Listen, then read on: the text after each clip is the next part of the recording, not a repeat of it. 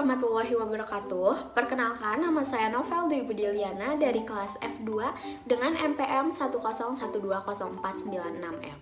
Di sini saya membuat video ini untuk memenuhi tugas UTS mata kuliah komunikasi bisnis.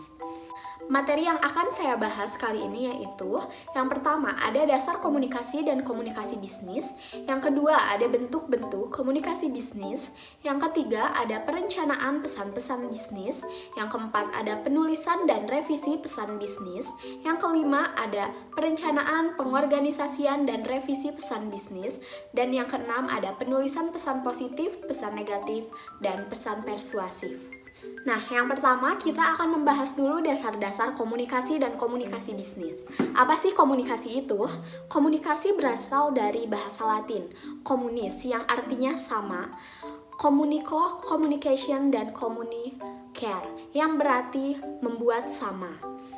Nah, istilah pertama komunis ini adalah istilah yang paling sering disebut atau sebagai asal-usul dari kata komunikasi itu sendiri, yang merupakan akar dari kata-kata yang mirip. Ada 5 komponen yang penting untuk diperhatikan dalam proses komunikasi. Yang pertama yaitu pengiriman pesan, yang kedua yaitu pesan yang dikirim, yang ketiga bagaimana pesan tersebut disampaikan, yang keempat ada penerima pesan, dan yang kelima ada umpan balik. Sekarang kita masuk ke komunikasi bisnis. Komunikasi bisnis merupakan setiap komunikasi yang digunakan untuk membangun partnership sumber daya intelektual untuk mempromosikan satu gagasan, suatu produk, servis, ataupun suatu organisasi dengan sasaran untuk menciptakan nilai bagi bisnis yang sedang dijalankan. Bentuk-bentuk komunikasi. Bentuk komunikasi dasar yaitu ada 2. Yang pertama ada komunikasi verbal dan yang kedua ada komunikasi nonverbal. Yang pertama kita akan bahas yaitu komunikasi verbal. Pengertiannya sudah terdapat pada PPT di atas, yaitu komunikasi verbal merupakan salah satu bentuk yang lazim digunakan dalam dunia bisnis untuk menyampaikan pesan kepada pihak lain baik secara tertulis maupun lisan. Komunikasi verbal dapat berupa kata-kata yang diucapkan langsung, berbicara seperti ini, bisa juga dilakukan secara face to face atau dengan perantara media. Nah, adapun contohnya yaitu berinteraksi dengan seseorang melalui sosial media seperti WhatsApp atau telepon genggam. Yang kedua ada komunikasi nonverbal. Komunikasi nonverbal ini merupakan bentuk komunikasi yang menggunakan media gerak tubuh kita sebagai alat komunikasinya. Komunikasi nonverbal ini sering terjadi ketika kita berinteraksi secara langsung dengan lawan bicara kita, jadi secara face to face. Karena jika dalam menggunakan komunikasi media digital, kita sangat jarang menggunakan komunikasi ini.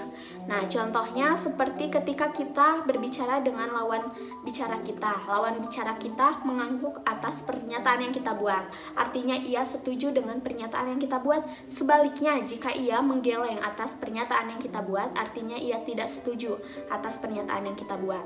Sekarang kita masuk ke materi yang ketiga, yaitu perencanaan pesan-pesan bisnis. Dalam merencanakan suatu pesan bisnis, kita harus memperhatikan yang pertama penentuan tujuan. Dalam merencanakan suatu pesan bisnis, hal yang pertama yang harus kita pikirkan yaitu tujuan komunikasi ini untuk dapat melakukan dan menjaga goodwill kita di hadapan audiens kita.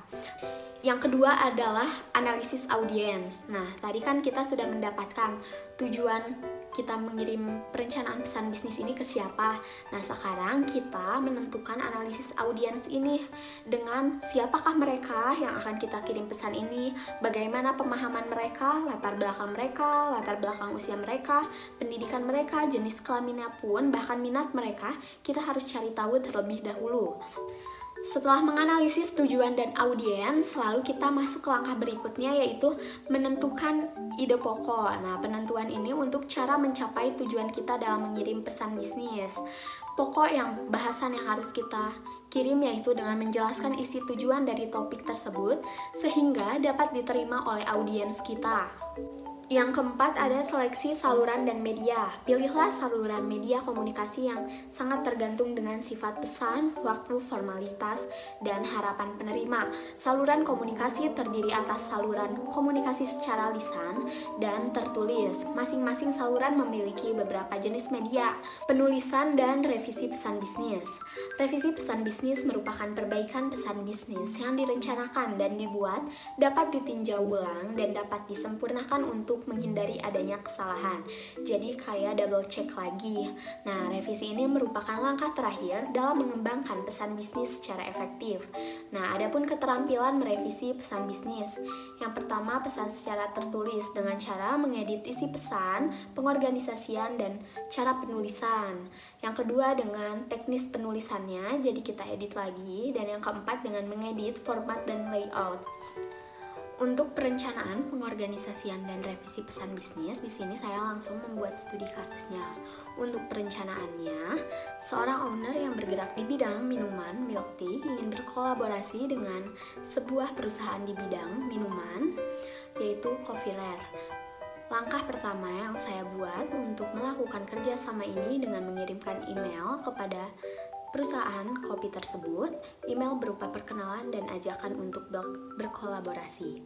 Nah, untuk pengorganisasiannya, seorang sales marketing yang diminta oleh owner Milk and Tea untuk mengirimkan pesan bisnis langsung kepada owner coffee shopnya yang berisi ajakan kolaborasi. Di sini sudah terdapat pesan bisnis yang sudah dibuat oleh marketing Milk Tea. Pesan bisnis awal terdapat di sebelah kiri, namun setelah ditelaah dan dicek, ternyata banyak kesalahan typo pada kata-katanya. Nah, kata-kata yang typo sudah saya bold dan sudah direvisi menjadi pesan bisnis yang berada di sebelah kanan. Nah, pesan bisnis yang di sebelah kanan ini nantinya akan kita tujukan kepada owner Coffee Rare. Lalu ada penulisan pesan positif, pesan negatif, dan pesan persuasif.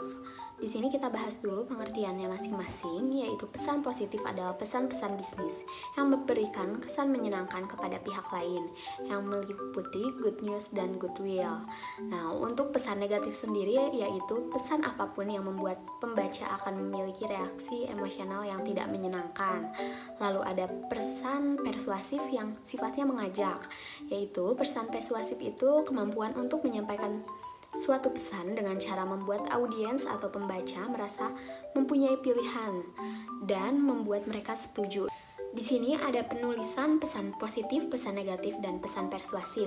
Yang pertama di sini ada pesan positif di mana PT Jaya Abadi mengucapkan selamat atas dibukanya kantor cabang CV Dadali cabang Bandung. Nah, yang kedua ada pesan negatif, yaitu PT Jaya Abadi memberitahukan kepada seluruh karyawannya bahwa akan ada pengurangan karyawan di masa COVID ini.